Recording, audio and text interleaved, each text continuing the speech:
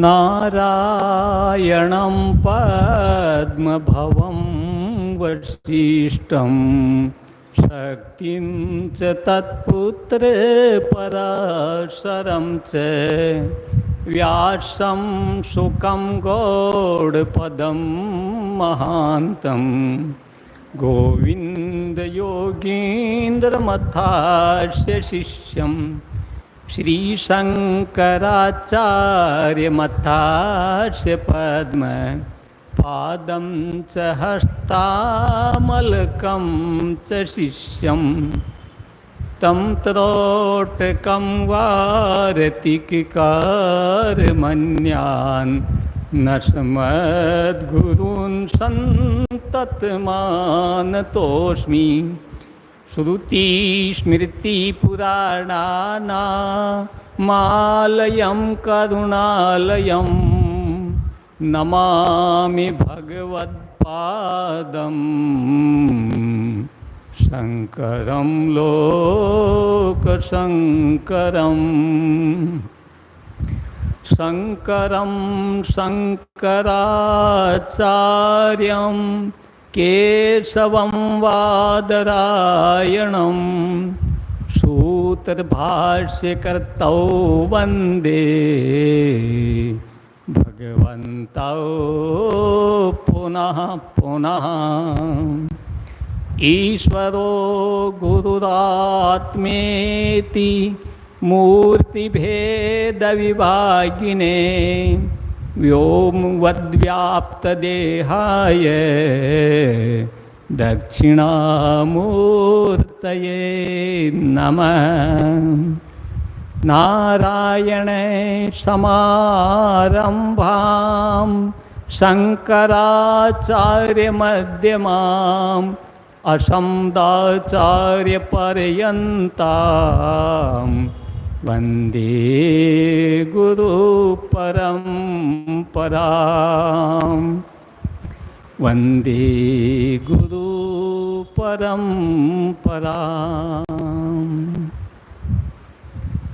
बोलो नारायण नारायण श्रीमन नारायण नारायण नारायण। बोलो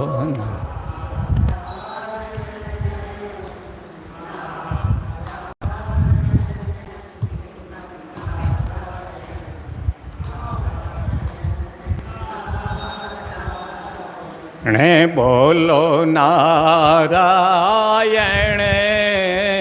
नारायण श्रीमन नारायण नारायण नारायण।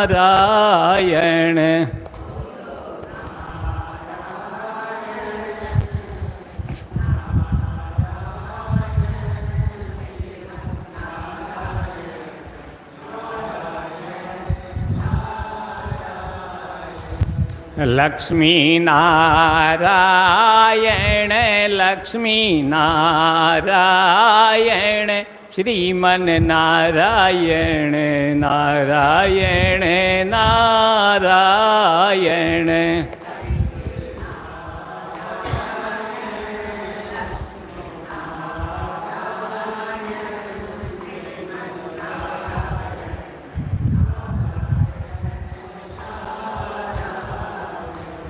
बद्री नारायण बद्री नारायण श्रीमन नारायण नारायण नारायण।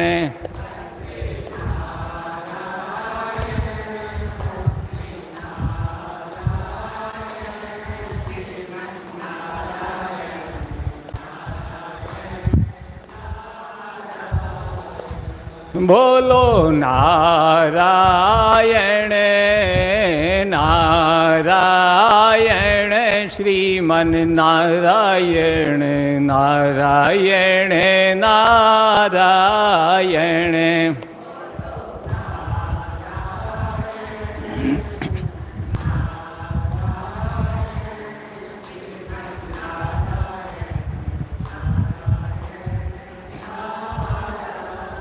श्रीमन नारायण नारायण नारायण।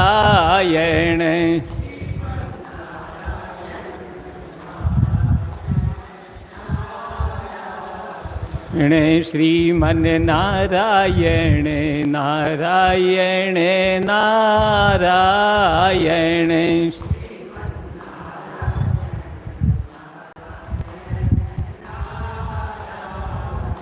बोले सच्चिदानंद भगवान की जय, सद्गुरुदेव की जय। परम आदरणीय अर्चनीय वंदनीय प्रातः स्मरणीय सद्गुरुदेव जी महाराज, व स्वामी श्री मितानंद जी महाराज, सभी श्रोतागण, माता बहनों, सर्व के रूप में विराजमान सच्चिदानंद ब्रह्म को प्रणाम। नारायण, सत्संग का विषय चल रहा है कि जीवन में सत्संग ही सार है, क्योंकि बिना सत्संग विवेक न होई। सत्संग के बिना विवेक नहीं होता है। बिना सत्संग विवेक न होई, राम कृपा बिन सुलभ न सोई। जब तक भगवान की कृपा नहीं होती है तब तक सत्संग भी मिलता नहीं है, ये बात भी है। तो भगवान की कृपा आपका प्रारब्ध कर्म और वो कर्मों के अनुसार ही भगवान की कृपा होती है, अपने कर्मों के अनुसार ही। जिस प्रकार आपका पैसा बैंक में है, आजकल तो एटीएम से हो गया, बाकी जो आप लाइन में लगते हो जब मैनेजर देता है, तो उस प्रकार ये ईश्वर परमात्मा फल देते हैं, पर वो आपके ही कर्मों का फल देते हैं।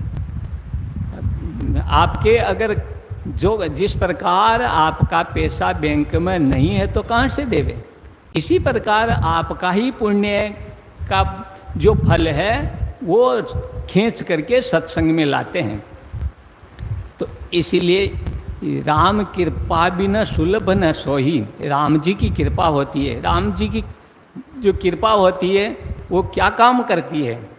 ईश्वर की कृपा, एक तो आपको मनुष्य जन्म दे दिया, ये ईश्वर की कृपा है। और होती है तो वो उनके जैसा देखते हैं, जैसा सुनते हैं, जैसा वैसा ही करते हैं। जैसी संगत होती है वैसा ही करते हैं ना। तो इस प्रकार जो ऊंचे कुल में जन्म होना भी ये ईश्वर की कृपा है। और ऊंचे कुल में जन्म होने के बाद भी सब इंद्रियों सहित सुंदर सुडोल शरीर, निरोग शरीर मिलना, ये ईश्वर की कृपा है। और फिर भी ईश्वर की पूर्ण कृपा कब मानी जाएगी? जब आपको अच्छे वेदांती, ब्रह्मनिष्ठ, ब्रह्म श्रोत्रिय सद्गुरु का सानिध्य मिल जावे, तो ये समझो कि ये ईश्वर की महान कृपा है। तो इसीलिए ईश्वर की जो महान कृपा होती है, पूर्ण कृपा होती है, तो यहाँ तक आपको ला करके छोड़ देते हैं। पर आगे यहाँ तक ईश्वर की कृपा तो पूर्ण हो गई, अब आगे काम तो आपका रहा। आप उसमें सत्संग सुनना, ग्रहण करना, नहीं करना, ये आपके अंतःकरण की कृपा है। इसीलिए ईश्वर की कृपा होती है। कहीं कहीं ईश्वर की महान कृपा ऐसी आपके पुण्य के प्रताप से ही होती है, जो कि आपको यहाँ पुरुषार्थ कुछ नहीं करना पड़ता। जैसे कथा में आप सुनते हैं कि राजा परीक्षित जी, जो उनको श्राप लग गया था 7 दिन का, तो राजपाट सब छोड़ करके जंगल में चले गए और सबका परित्याग कर दिया। अन्न जल की भी परवाह नहीं, कोई कुछ साधन लेके नहीं गए, केवल भगवान के भरोसे निकल गए कि बस जो जैसे ईश्वर रखेंगे वैसे रहेंगे, भगवान के भरोसे, भगवान जैसे रखे, जहीं विधि राखे राम ताहीं विधि रहिए। तो इस प्रकार रहेंगे वो भगवान के शरणागत हो गए। तो फिर ये चिंता तो भगवान को ही होती है कि अब इनके लिए क्या प्रयत्न करना चाहिए, हमारी शरण में हो गए, इनको जो अच्छे संतों की, अच्छे सदगुरु की शरण में तो ले जाना हमारा काम है।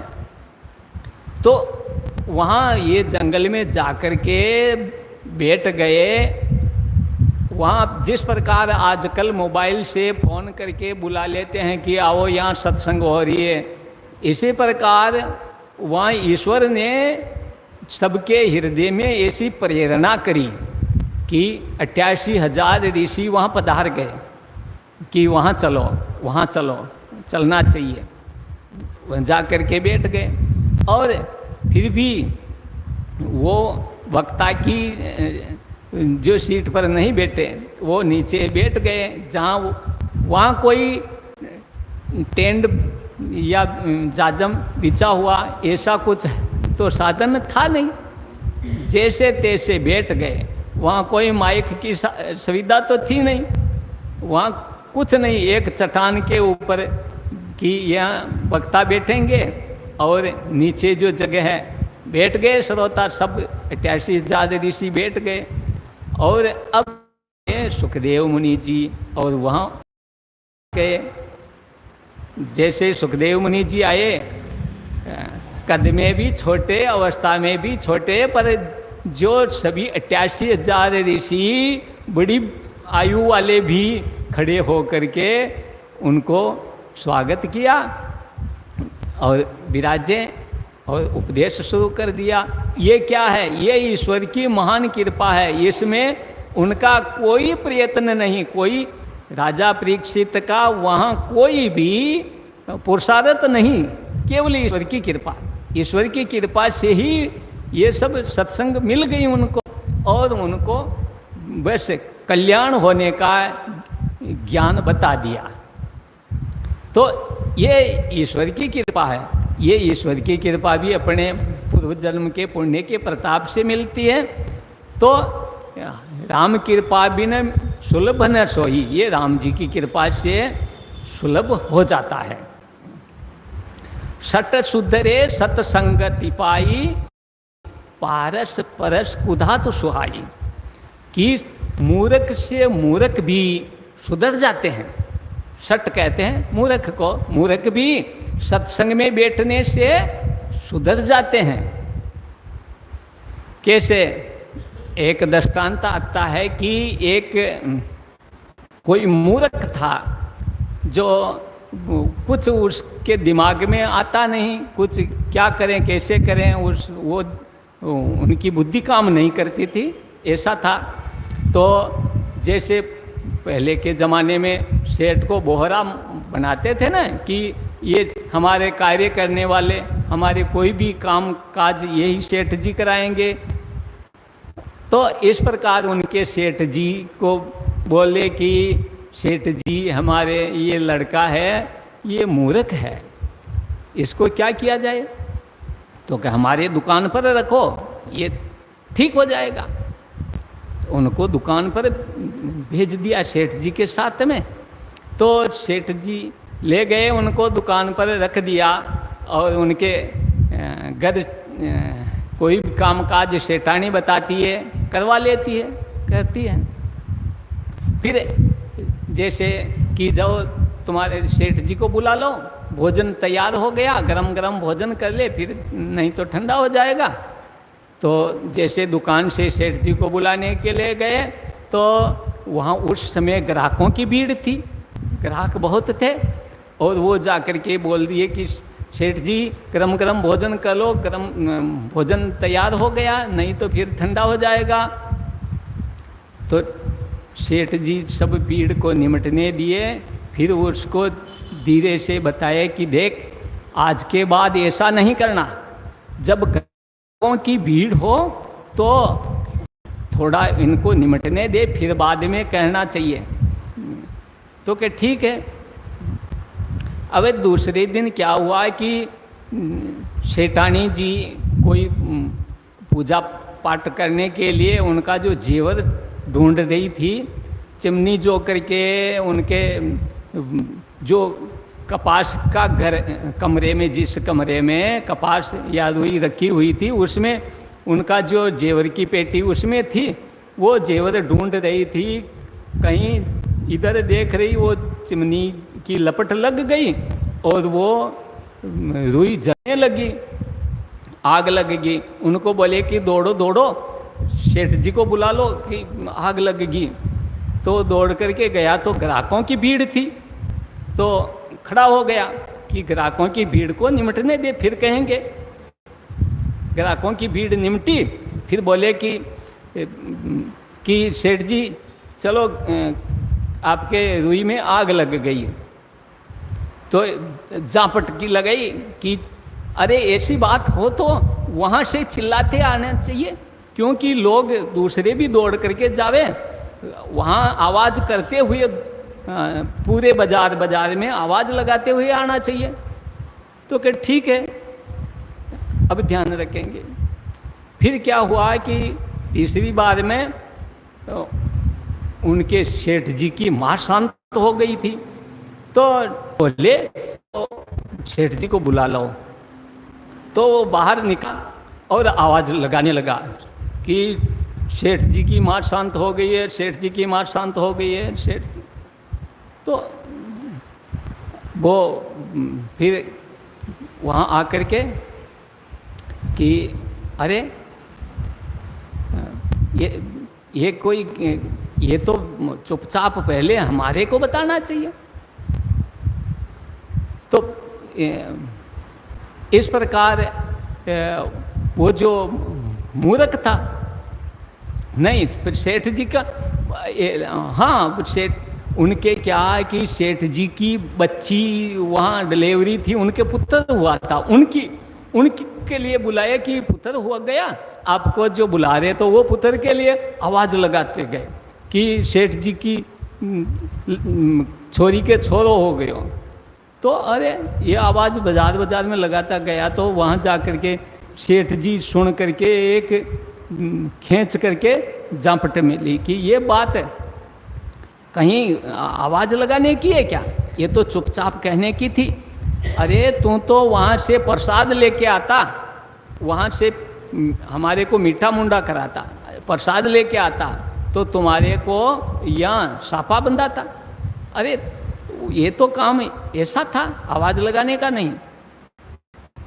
तो पर बुद्धि काम नहीं करती है ना, जैसा कहा वैसा कर लेते। फिर तीसरी बार में उनकी माँ शांत हो गई, तो वो प्रसाद ले करके वो बोले कि जब सेठ जी को बुला लो, तो आपके माँ शांत हो गई। तो वो प्रसाद बांटता आया, तो कि क्या हुआ कि सेठ जी की माँ शांत हो गई। अरे ये क्या तरीका है। वहाँ जा कर के सेठ जी को दिया कि क्या कि आपकी माँ शांत हो गई। फिर लगाई झापट और के भग जा यहाँ से, हमारे को नहीं चाहिए।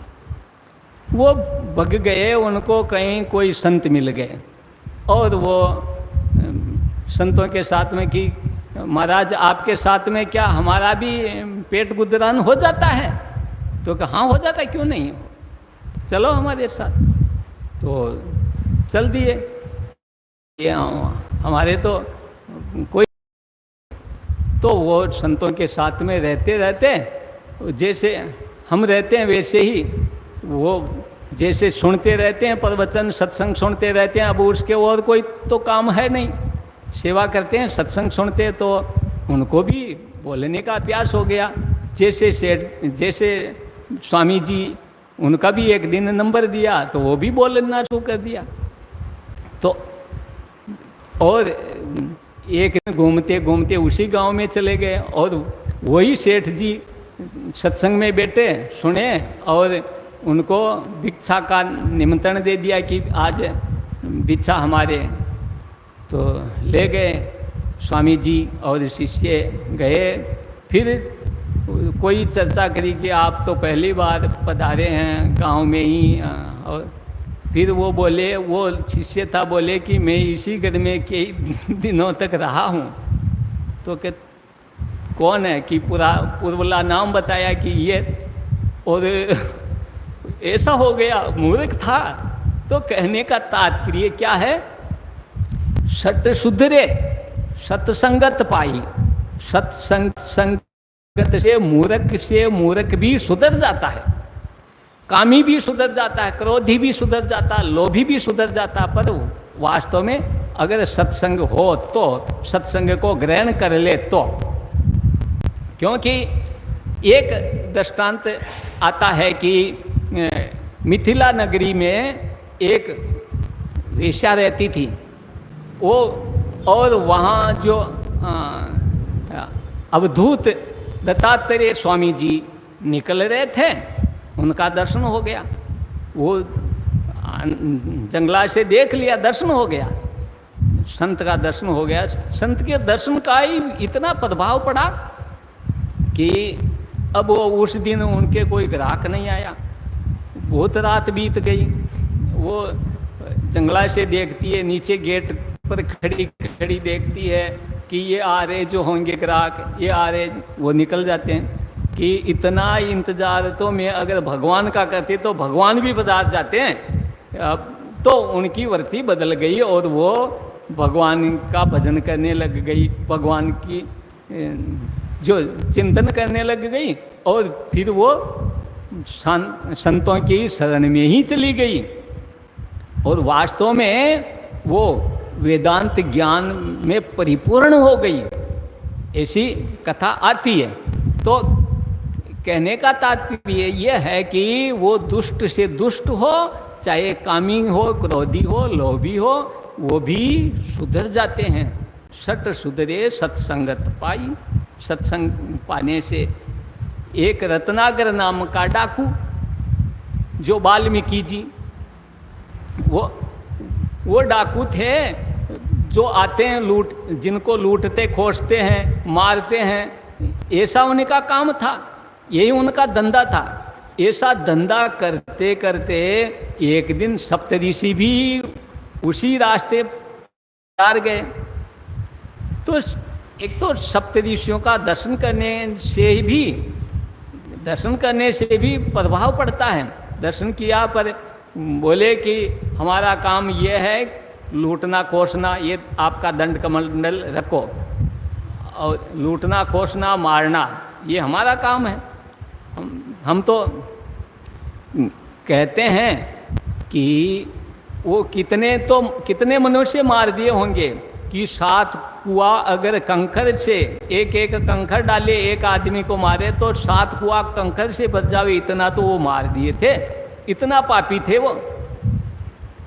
तो कह ऐसे भी जो जब सप्तऋषियों का दर्शन किया, और सप्तऋषियों का दर्शन करने से कुछ तो दर्शन से भी प्रभाव पड़ा, फिर बोले कि भाई तुम मारोगे और मार करके क्या लेओगे, हम तो विरक्त हैं, हमारे पास कुछ नहीं, हम ऐसे बहाना, हमारा काम ही यही है। तो के तुम इतना पाप करोगे, उस पाप का भोगी अकेले ही होंगे कि तुम्हारे परिवार वाले भी होंगे? तो के सब खाते हैं तो सभी होंगे। तो के पहले उनको पूछ के आओ। तो के आप बहाना बना करके यहाँ से भगना चाहते हो, अब हमारे जो यहाँ आ गए हो हम अब भगने नहीं देंगे। तो के भाई हम भगेंगे नहीं, आप बांध दो रस्सी से। तो कुछ तो बांधने से, स्पर्श से भी, कुछ दर्शन से, कुछ स्पर्श से भी उनका प्रभाव बदला। और फिर वो गए, बांध करके गए, सब परिवार को पूछ लिया तो सभी यही कहते हैं कि देखो जो करता है वो भरता है। माता पिता कहते हैं कि देखो हम जो आप तुम्हारा पालन पोषण किया है और तुम्हारा फर्ज बनता हम लोगों का पालन पोषण करने का। और ऐसे स्त्री भी यही कहती है कि मैं जो आपके संग में आई हूँ तो ये कर्तव्य बनता है, पर आप चाहे पाप करके लाओ चाहे पुण्य करके लाओ, हमें इनसे कोई मतलब नहीं। आपका आप भोगोगे, हमारा तो आप पालन पोषण करने का फर्ज बनता है आपका जो कर रहे हो। तो सबकी बात सुन लिया कि वास्तव में पाप का भोगी तो हम अकेले ही हैं। ये तो सब हाथ ऊंचा कर दिया, सब मना कर दिया। तो फिर आकर के बोले कि ये अब हमारे से इतनी भूल हुई है, इतने दिन जो हुई, अब आगे की बताओ, अब हमें क्या करना चाहिए, इतने पाप से अब हम कब मुक्त होंगे। तब उनको बताया कि राम राम करो। तो कहे ये नाम तो हमारे मुख से निकलता भी नहीं, क्योंकि जीवन भर ऐसा ही किया, पाप ही पाप किया। पापी के मुख से राम नहीं निकले, कभी पापी के मुख से राम नहीं निकल सकता है। तो कैसे क्या नाम निकल सकता है। तो हम तो ये कहते हैं कि मारूं मारूं, तो क्या मारूं मारूं शब्द तो निकलता है, पर मरा मरा शब्द कहो तो हाँ ये भी हो जाता है। तो मरा मरा कह ये शब्द ही रटो आप, तो मरा मरा शब्द रटते रटते राम राम आ गया। उल्टा नाम जपत जग जाना, वाल्मीकि भये ब्रह्म समाना। तो इस प्रकार वो सप्त ऋषियों की संगत करने मात्र से, देखो केवल थोड़ी सी समय की सत्संग मिली है, फिर भी उनका जीवन कैसा सुधर गया, जो कि ब्रह्मनिष्ठ हो गए, है ना। योग वासिष्ठ कितना निष्ठावान ग्रंथ है वेदांत का। तो कहने का तात्पर्य यह है, जैसे तुलसीदास जी महाराज कहते हैं कि एक घड़ी आदि घड़ी, आदि में पुनः आद, तुलसी संगत साधके हरे कोटि अपराध। कि चाहे एक घड़ी भी सत्संग मिल जावे, आधी घड़ी भी, आधी में भी फिर आधा करे, इतनी देर भी सत्संग मिल जावे तो भी जीवन सुधर सकता है। अरे महापुरुषों से ये भी सुना है, कहते हैं कि गाय के सींग के ऊपर जो सरसों का दाना जितनी देर ठहर सकता है, उतनी देर की सत्संग से भी जीवन सुधर जाता है। और गाय के सींग पर सरसों का दाना ठहरता उतनी देर की कुसंग से भी जीवन बिगड़ सकता है।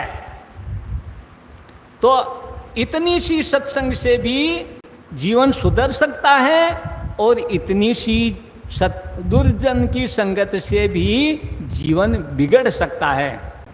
क्योंकि कथा में आप सुनते हो कि अजामिल की कथा, अजामिल ऐसा वेद पाठी और जो यज्ञ हमेशा यज्ञ करने वाले, हमेशा संध्या उपासना करने वाले, गायत्री जप करने वाले ऐसे थे। फिर भी क्या हुआ कि एक दिन लकड़ी लेने के लिए जंगल में गए और देख लिया कि वेश्या थी और उसके पास में कोई पुरुष देख लिया। फिर वो इधर आया तो उनसे कुछ बातचीत भी कर लिया कि क्या करते हो, क्या है। तो उन्होंने उनका जो बताया तो उनकी भी वृत्ति बदल गई और वो कहते हैं वेश्या को भी अपने घर में रख लिया। ऐसा हो गया।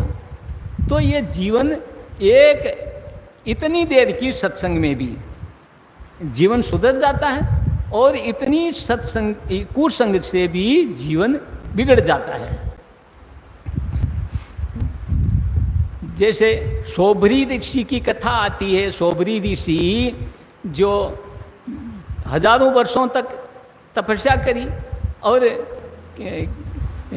फिर यमुना के जल में समाधि लगाते थे, फिर भी एक दिन मच्छा मच्छी को देख लिया जल के में, तो उनको देख करके उनका जीवन भी बदल गया कि अरे हमें भी गृहस्थ धारण करना चाहिए, हमें भी पति पत्नी साथ में रहना चाहिए। ऐसा देखो उनमें इतनी सामर्थ्य थी कि वो 50 कन्याओं के साथ 50 शरीर धारण कर लिया, ये सामर्थ्य तो थी। तो क्या वो अपना इतना वेग को नहीं रोक सकते क्या? पर नहीं रोक पाया। कुसंग का इतना प्रभाव, इसीलिए कुसंग से बचना चाहिए और सत्संग में जरूर बैठना चाहिए, क्योंकि सत्संग से ही जीवन सुधरता है और कुसंग से ही जीवन बिगड़ता है। इसीलिए सत्संग में जरूर बैठना चाहिए। क्या कि हम तो दृष्टांतों से ही अपना समय पूरा करते हैं, हम इतना विद्वान नहीं है ना। तो दृष्टांत ही कि एक दृष्टांत आता है कि एक गुबरेला, गोबर में गोली बनाने वाला गुबरेला होता है ना, वो गोली बना रहे थे। एक जो फूलों का रस लेने वाला भंवरा, देखा कि अरे ये भी हमारा सजातीय है, हमारे जैसा ही है, ये भी हमारा सजातीय है। तो के ये यहाँ क्या कर रहे हैं, ये गंदगी में क्या है, क्या कर रहे हैं? उनको बोला कि भाई अरे तू इस गंदगी में क्या करता है? तो कह नहीं नहीं गंदगी नहीं, अच्छा है। अरे ये क्या अच्छा है, चल हमारे साथ देख। तो कि तुम्हारे क्या है? तो के एक बार चल करके तो देख। तो उनके साथ जा कर के देखा तो एक ही फूल में वो तो मगन हो गया, एक ही कमल के फूल में बैठ गया तो बस मग्न हो गया। दूसरे फूल में जाने की उन समर्थता नहीं रही, वहाँ से उठ भी नहीं सका, ऐसा मग्न हो गया। रात बीत गई, सवेरा हुआ और जब फूल तोड़ने वाला आया तोड़ करके ले गया और ठाकुर जी के चढ़ा दिया। ठाकुर जी के चढ़ गया, वहाँ से उतार करके शिव जी के चढ़ा दिया और फिर वहाँ से उतार करके गंगा में प्रवाहित कर दिया। अब वो ढूंढते हैं भंवरा कि हम जिस व्यक्ति को लाए थे वो कहाँ गया। ढूंढते हैं कि यहाँ फूल में बैठा था, इसके बाद में पता ही नहीं, तो हो सकता है इस फूल में ही तो नहीं छिप गया। तो फूल तो वहाँ से टूट गया, देखा कि ये फूल तो टूट गया, तो हो सकता कहीं चढ़ गया। जा कर के ठाकुर जी के वहाँ पता लगाया तो कि यहाँ से तो चले गए, शिव जी के चढ़ गया। शिव जी के वहाँ से लगाया पता तो गंगा में प्रवाहित हो गया। गंगा के किनारे गया तो वहाँ आवाज़ लगाते हैं तो वहाँ बोलता है कि संगत सार अनेक फल और कमल पटंत हरि हृदय शिव मस्तके और मान सरोवर गंग। बस हम तो तुम्हारी संगत के प्रभाव से और कमल के फूल में ऐसा लिपट गया और फिर हरि के हृदय में शिव के मस्तक पर और अब इस गंगा में अब हमारा कल्याण हो गया है। हम तो भगवान के धाम में जा रहे हैं, तुम्हारा जय जयकार हो, तुम्हारी संगत का ये प्रभाव है। तो इस प्रकार कहने का तात्पर्य क्या है कि सत्संग से ही जीवन सुधर जाता है और कुसंग से ही जीवन बिगड़ जाता है। कुसंग से एक बार एक हंस कागा की संगत कर लिया तो कागा और हंस कि चलो हंस तुम हमारा मित्र हो, हम तुम्हारे साथ रहेंगे, तुम हमारे साथ। तो ऐसे करके जा रहे हैं, साथ साथ एक वृक्ष पर बैठ गए। एक वृक्ष पर बैठे तो उस वृक्ष के नीचे राजा विश्राम कर रहे थे। तो कौवा और हंस दोनों पास में बैठे थे। तो कौवा यहाँ से उड़ करके फिर इधर बैठ गए, इधर से उड़ करके राजा के जहाँ राजा बैठे थे वहाँ उसकी सीध पर बैठ गए और वहाँ बैठ करके बीट कर दिया। और वो राजा ऊपर देखा कि कौन जानवर हमारे जो कपड़ा खराब कर दिया। तो वो तो वहाँ से उड़ करके दूसरी जगह बैठ गया कागा तो। और वो हंस जो वहाँ बैठा ही था, हंस तो एक जगह मग्न हो करके बैठ जाते हैं, और ये इधर उधर कागा की जो चेष्टाएं चंचल होती हैं। तो ये हंस के लगाया तीर, हंस नीचे गिर गया। बोले कि अरे भाई हमारी तो गलती नहीं है, हम तो के तुम्हारी गलती नहीं है, पर संगत का प्रभाव है, क्या करें। अब तुम जा रहे हैं, प्राण त्याग रहे हैं, क्या करें।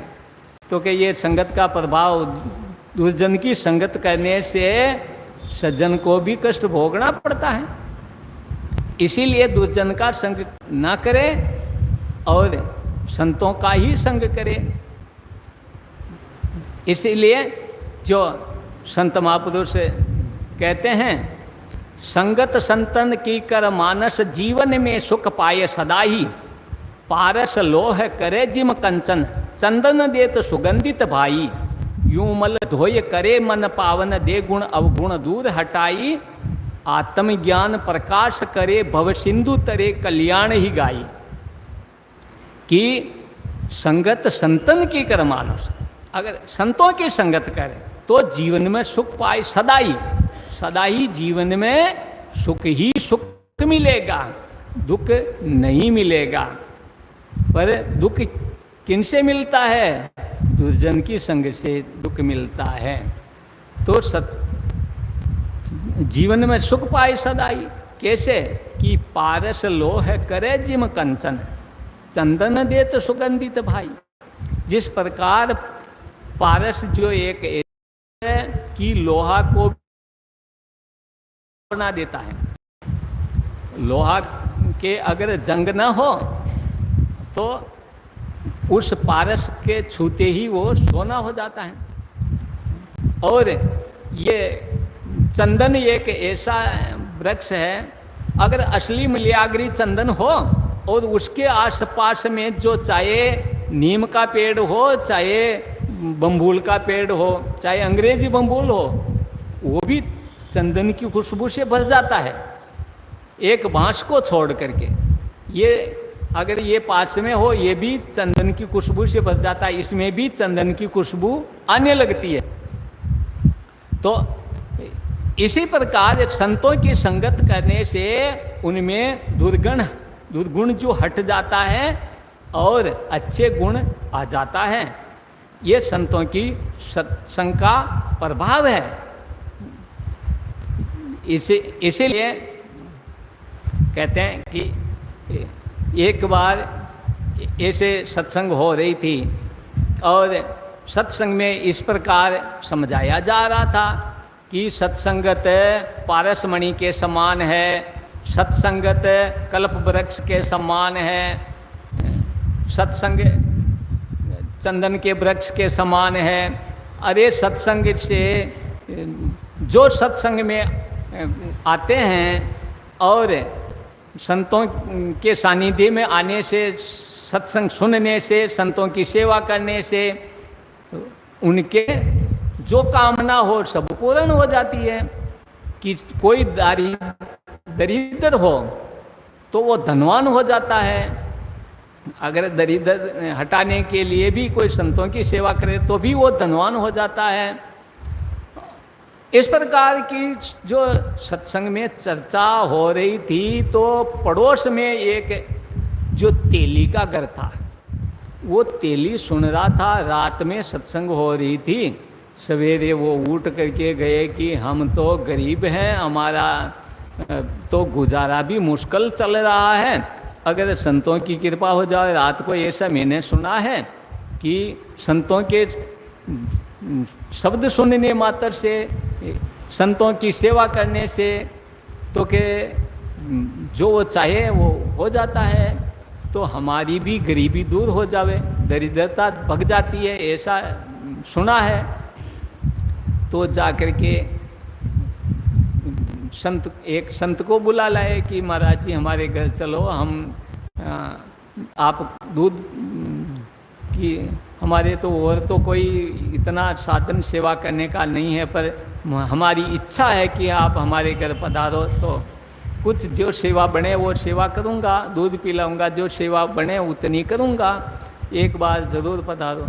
तो कि भाई अरे कहाँ जाना आना है, यहाँ यहीं जो सुनना हो, तो कि एक बार घर तो पधारो, हमारी एक इच्छा, जैसे सीताराम कहते हैं ना, हमारी एक इच्छा है, आप एक बार तो ठीक है। महाराज जी पहुँच गए घर पर, जा कर के बैठे, तो वो भी दूध घर में बोल के गए कि महाराज जी को बुला के लाता हूँ, दूध रखना। तो दूध ला करके वो गर्म किया और महाराज जी को पिलाने के लिए लेकर के आए गिलास। एक ग्राहक आए, उसको तेल तोलने के लिए पत्थर से लकड़ी का पलड़ा और पत्थर का बाट ऐसे तेल तोलते। तो वो तेल तोल रहे थे, महाराज जी की नज़र गई कि ये तो पत्थर लगता है पारस है। बोले तेली को कि ये पत्थर हमारे पास लाना। तो क्या महाराज हमारे तो एक ही ये तोलने का है, तो क्या हम ले जा नहीं रहे भाई, तुम एक हमारे पास लाओ तो सही, देखूं तो सही। लाए, तुम्हारे पास कुछ लोहा है? तो क्या हाँ, वो जो खल खोदने वाला कसिया है। तो क्या लाओ। जैसे ही उनको छुआया तो सोना हो गया। महाराज जी दूध नहीं पिया उसके पहले वो तो धनवान हो गए। बोले कि ये ले जा बाजार में बेच करके आओ, सुनार के पास ले जा। तो बेचा तो वो तो माला माल हो गए।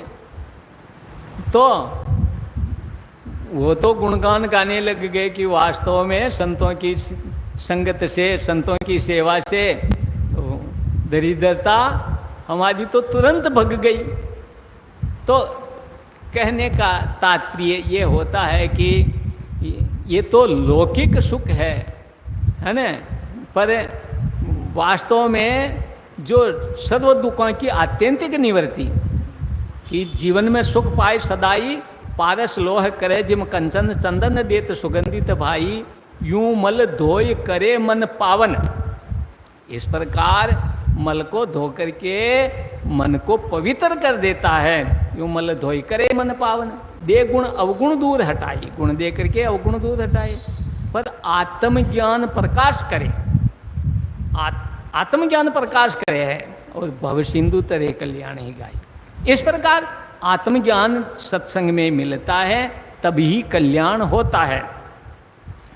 एक बार एक ऐसे ही सत्संग में कोई पहली बार आए और उन्होंने सुन लिया कि देखो जीवन में मनुष्य जन्म मिल गया है, तो जीवन में अगर आत्मदर्शन नहीं किया तो जीवन व्यर्थ है। आत्मा का दर्शन होना चाहिए तो जीवन सार्थक है, और आत्मदर्शन नहीं हुआ तो जीवन व्यर्थ है, बेकार है, मिला नहीं मिला बराबर हुआ।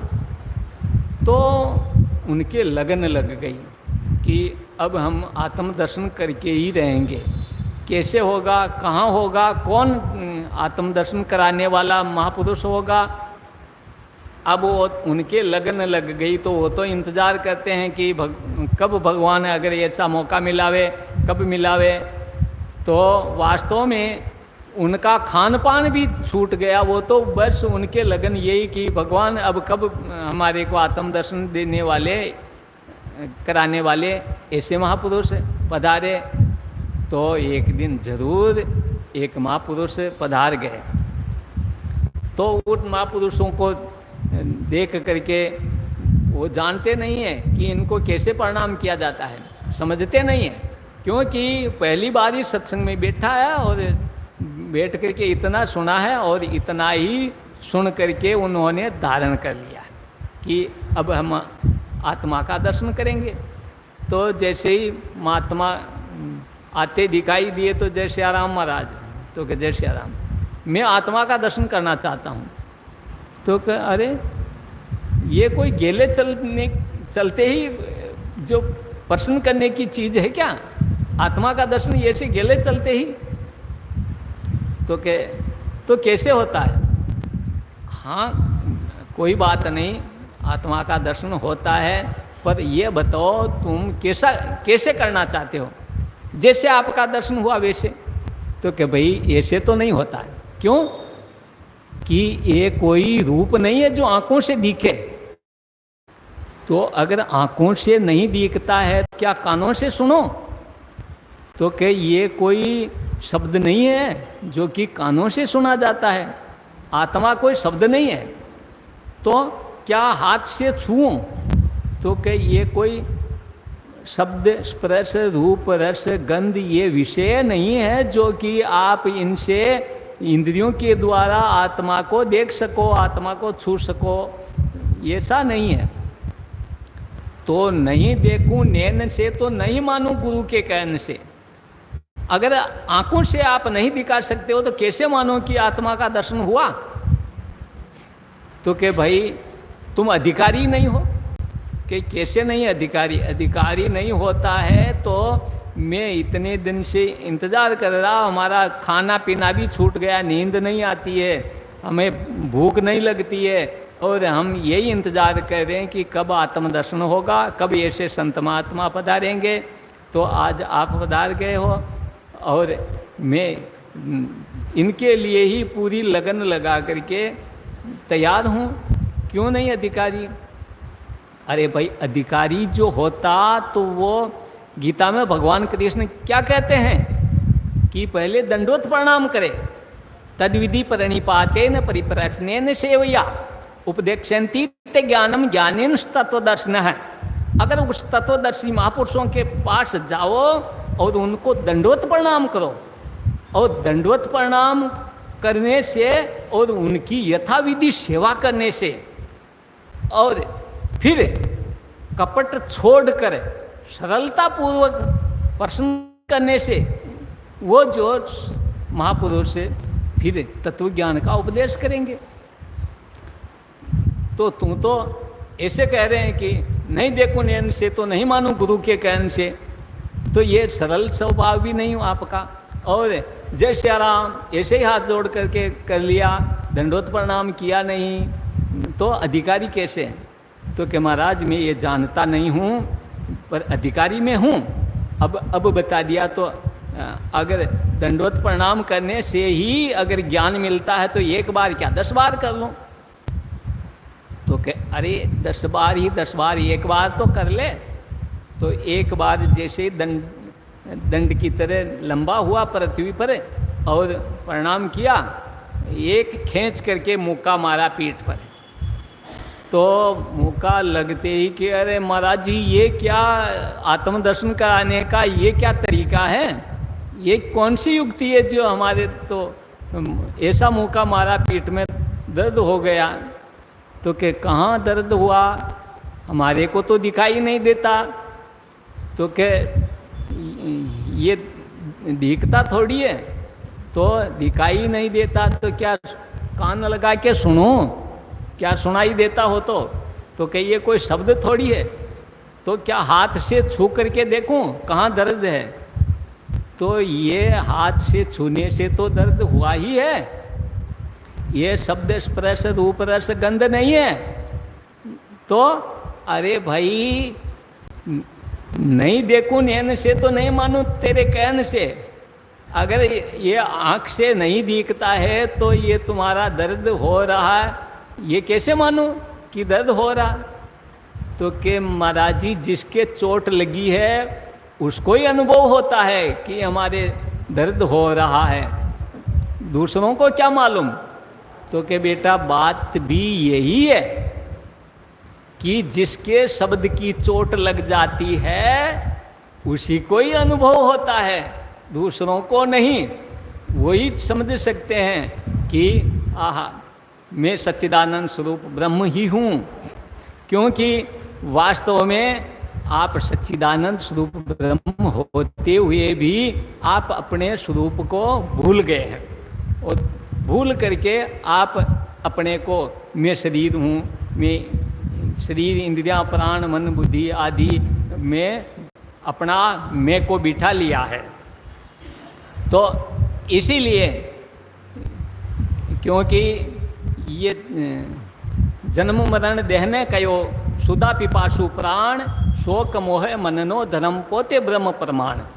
ये जो मराठी भाषा में एक पंचीकरण है उसका दोहा कि जन्म मरण देहने कयो, ये जन्म मरण देह का धर्म है, और सुधा पिपासु प्राण भूख प्यास प्राणों का धर्म है, और शोक मोह मननो धर्म ये हर्ष शोक मन का है।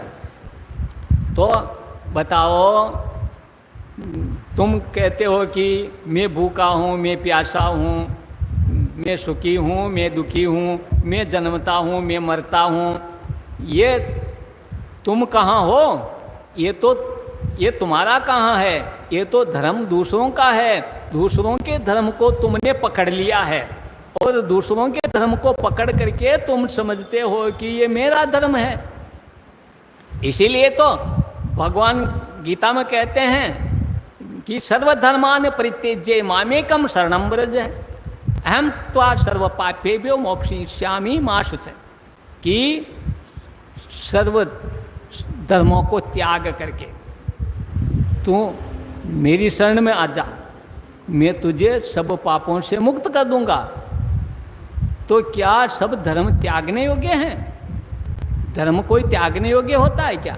धर्म त्यागने योग्य नहीं होता है, धर्म तो धारण करने योग्य होता है। पर कौन सा धर्म? जिस धर्म को तुमने जबरदस्ती पकड़ रखा है, जो तुम्हारा धर्म नहीं है, उस धर्म को तुमने जबरदस्ती पकड़ रखा है कि ये मेरा ही धर्म है। भूख मेरे को ही लगती है, प्यास मेरे को ही लगती है, जन्म मरण मेरा होता है। ये जो दूसरों के धर्म को, मैं सुखी हूँ, मैं दुखी हूँ, अरे सुखी दुखी तुम नहीं हो, ये मन होता है, मन सुखी दुखी होता है। तुम तो इन सबका दृष्टा साक्षी, इनसे न्यारा हो। घट दृष्टा जो घट नहीं पर घट न्यारो दे, क्यों दे दृष्टा तू आपसे।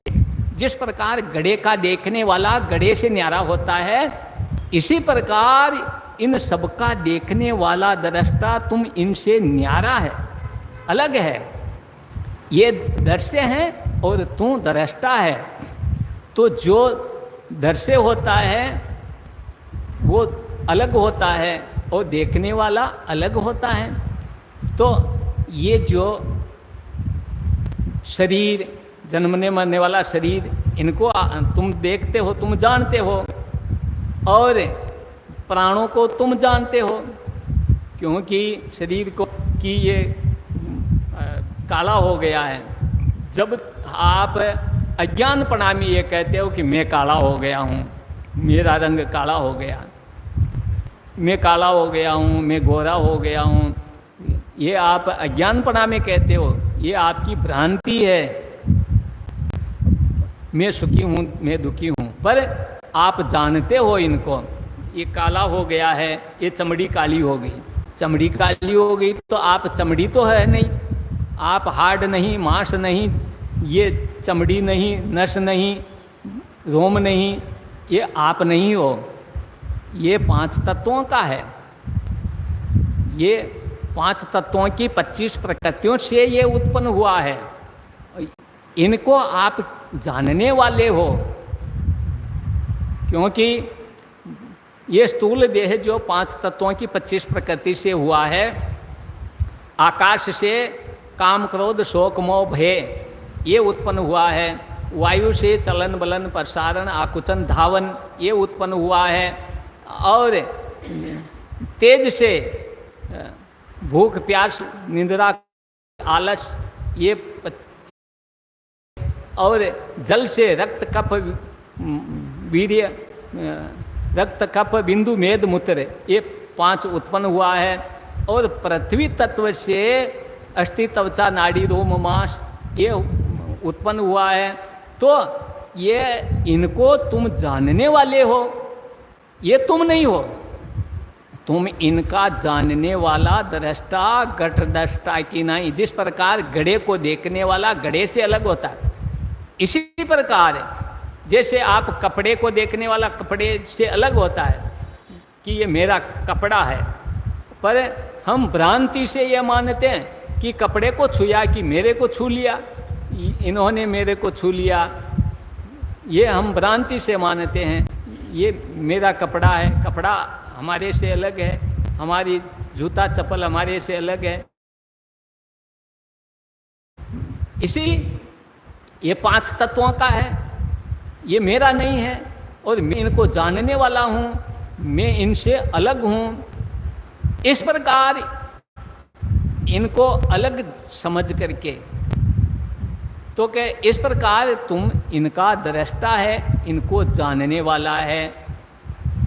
तो ऐसे ही ये स्थूल शरीर तो नहीं है, वैसे ही सूक्ष्म शरीर भी तो नहीं है, क्योंकि ये ज्ञान इंद्रियां को, कर्म इंद्रियां को, प्राणों को तुम जानने वाले हो, मन बुद्धि को तुम जानने वाले हो। ये 17 तत्वों से जो निर्मित है, ये अपंचीकृत पंचमाभूतों के 17 तत्वों से निर्मित है सूक्ष्म शरीर, इसको लिंग शरीर भी कहते हैं।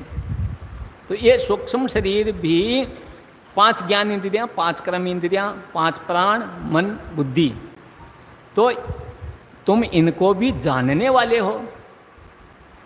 कि हमारी आँख पहले खूब काम करती थी कि खूब चांदनी में भी मैं पढ़ लेता था, अब तो लाइट के प्रकाश में भी चश्मा लगा करके और फिर भी कम नहीं पढ़ पाते हैं, इतनी कमज़ोर हो गई। इस प्रकार इंद्रियों को, सभी इंद्रियों को आप जानते हैं कि मेरी इंद्रियां स्पष्ट काम कर रही है कि नहीं कर रही है, कम काम करने लग गई है कि बिल्कुल अंधपना भी हो जाता है। तो इनको भी आप जानने वाले हैं, इंद्रियों को, कर्म इंद्रियों को, ज्ञान इंद्रियों को। ऐसे ही प्राणों को भी भूख प्यास प्राणों को लगती है, प्राणों को भी आप जानने वाले हैं,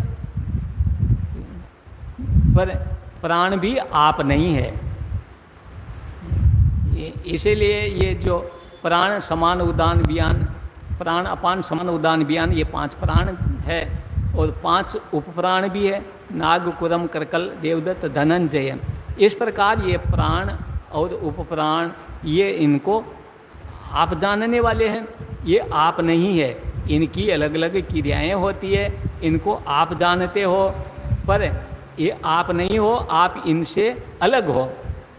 जिस प्रकार घड़े को देखने वाला घड़े से अलग है, इसी प्रकार शरीर को आप देखने वाले इनसे अलग, इंद्रियों को आप देखने वाले इंद्रियों से अलग, प्राणों को आप देखने वाले प्राणों से अलग हो। इस प्रकार आप इनसे अलग हो। तो इस प्रकार आप अगर इनको दृश्य रूप से समझ लिए, ये दृश्य है, मैं दृष्टा हूँ। ये विवेक, एक विवेक क्या है? विवेक सत्य और असत को जानना। जब सत्संग में बैठते बैठते ज्ञान हो जाता है तो विवेक उत्पन्न हो जाता है, विवेक उत्पन्न हो जाता है, सत्य क्या है और असत्य क्या है। जिस प्रकार हंस पक्षी की चोंच में ऐसी सामर्थ्यता है कि दूध में मिला हुआ पानी को छोड़ देता है और दूध को वो पी लेता है। तो ऐसे ही ये परपंच है, पानी की तरह परपंच है, इसका तो त्याग कर देते हैं और जो आप शेष बचे हुए हैं वो आप समझ लेते हैं कि ये मैं हूँ। इस प्रकार तो ये दर्शे और दृष्टा का विवेक हुआ। वह आज की सत्संग का यहीं विराम देते हैं। ओ बोले सच्चिदानंद भगवान की जय, सद्गुरु देव की जय।